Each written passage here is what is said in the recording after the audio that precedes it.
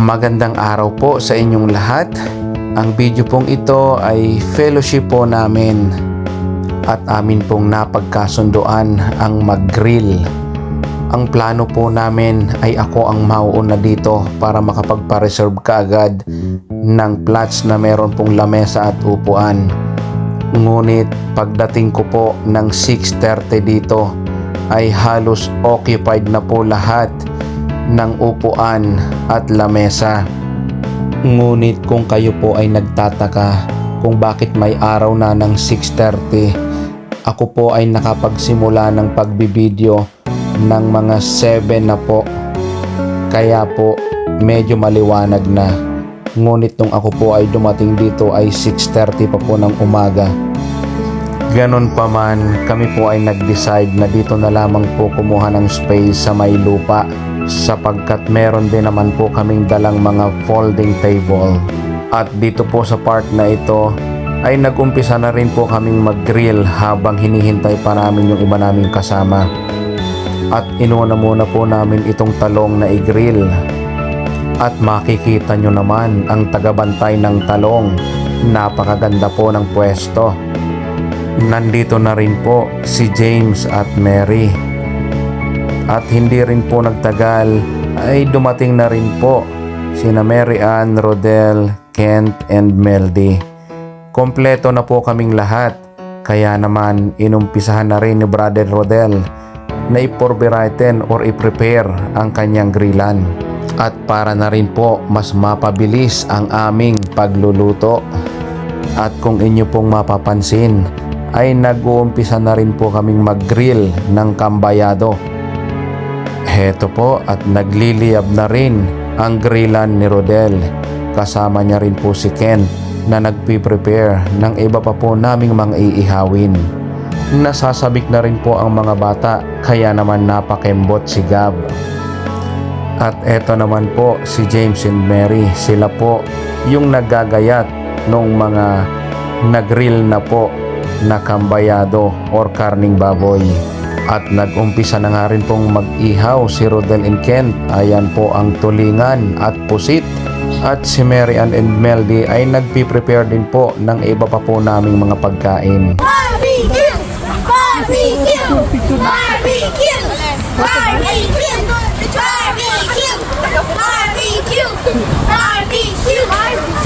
At nakita nyo naman po kung gaano ka-excited at kasaya ng mga bata. At di nga po nagtagal ay heto, nag-ihaw na rin po kami ng sili at bangus na binabad.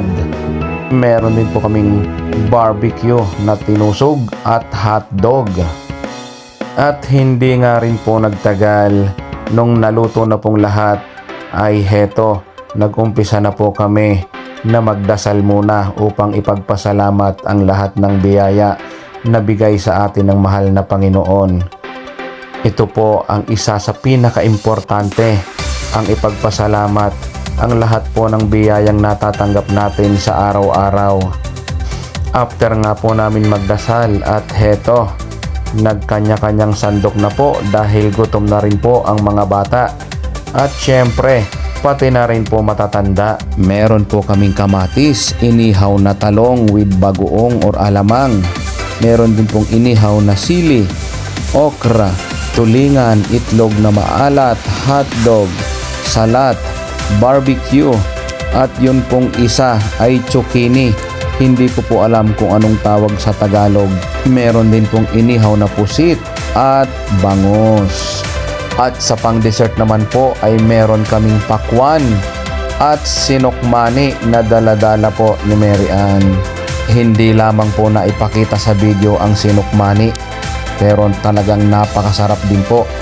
Medyo malamig pa po sa mga oras na ito, kaya po nagustuhan ng mga bata na dito na lamang po sila kumain sa may sikat ng araw. At talagang medyo may kalakasan din po ng hangin sa araw na ito. Kaya po napakalamig pa rin po sa pakiramdam. At after nga po namin kumain ay heto, konting kwentuhan muna po habang kumakain ng pakwan at sinukmani. Sa totoo lamang po, simula nung kami po ay nagkasama-sama sa household ay ito po ang unang pagkakataon na kami po ay mag-fellowship, kaya't sinusulit na rin po namin ang mga kwentuhan sa bawat oras.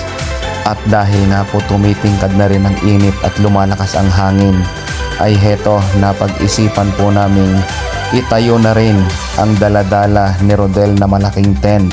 At after po naming maitayo, at heto, sumarap na nga po lalo ang aming kwentuhan.